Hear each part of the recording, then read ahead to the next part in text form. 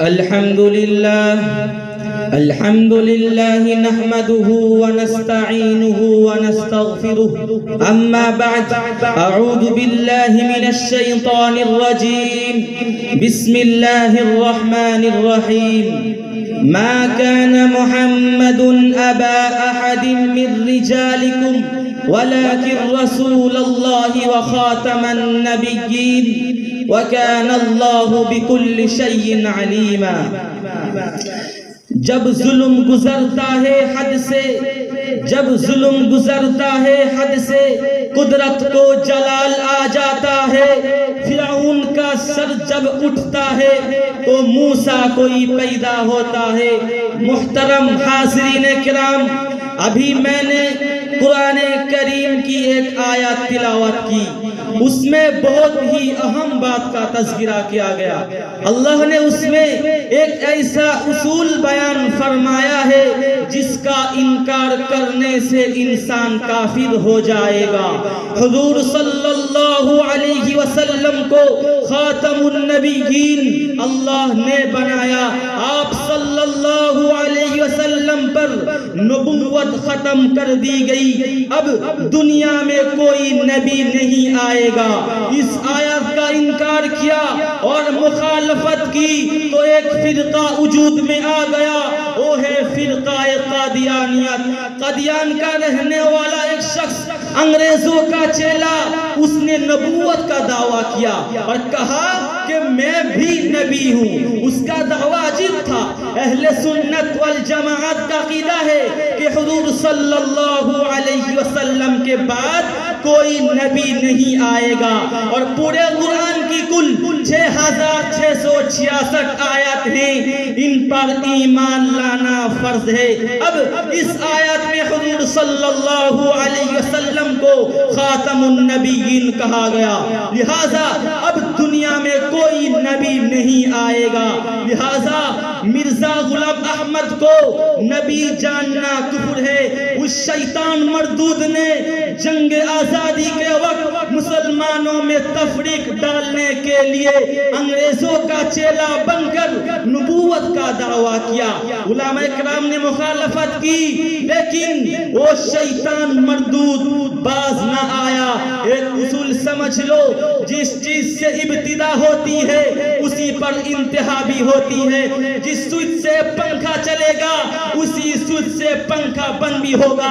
اگر اس کے علاوہ سوئچ سے بند کرو گے تو مسئلہ حل نہیں ہوگا۔ یہی حال مسلمانوں کا ہے کہ بے دینی کی ہوا اتنی عام ہے کہ دین کی طرف مسلمان کا آنا مشکل نظر آ رہا ہے۔ ابتدا ہوتی ہے تو انتہا بھی اسی پر ہوگی، اور اس پر سب کا اتفاق ہے کہ حضور صلی اللہ علیہ وسلم نبی اولین بھی ہیں اور نبی آخرین بھی ہے۔ جب حضرت آدم علیہ السلام کی تخلیق ہوئی تو دیکھا کہ عرش پر لکھا ہوا ہے لا الہ الا اللہ محمد رسول اللہ۔ پوچھا ہے کیا ہے؟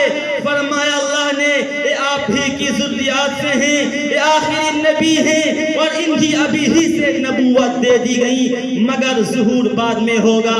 حضرت آدم علیہ السلام جب لغزش ہو گئی تو توبہ اور معافی حاصل کرنے کے لیے بہت گریازاری کی۔ مفسرین نے لکھا ہے وہ عرش والی بات یاد آ گئی اور ان کی معرفت سے مانگا تو توبہ قبول ہو گئی۔ بہرحال ساری دنیا کا قانون ہے، جس چیز کی ابتدا ہے انتہا بھی ہے۔ نبوت کی ابتدا حضور صلی اللہ علیہ وسلم ہے اور انتہا بھی انہی پر ہوگی۔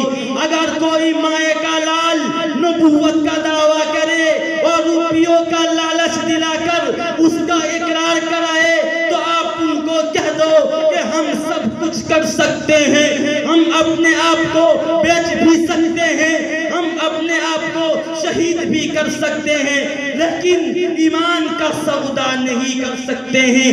آج کل جہاں جہاں قادیان پھیل رہی ہے، غریب طبقہ کے مسلمانوں کو روپیوں کا لالچ دلا کر وہ ایمان کا سودا کرواتے ہیں۔ چنانچہ ہندوستان کے علماء کو چاہیے اس کی سر کو کوٹنے روکنے کے لیے تیار ہو جائے اور مقابلہ کرے، اس کی سر کو ہاتھ سے نصف کر دے۔ ہندوستان میں جتنے فتنے رونما ہوئے ہیں آزادی کے بعد مسلمانوں نے برداشت کیا، کل 2250 بلکہ اس سے بھی زائد فتنے رونما ہوئے ہیں، لیکن مسلمانوں نے صبر سے کام لیا اور سب کے لیے تیار رہے ہیں۔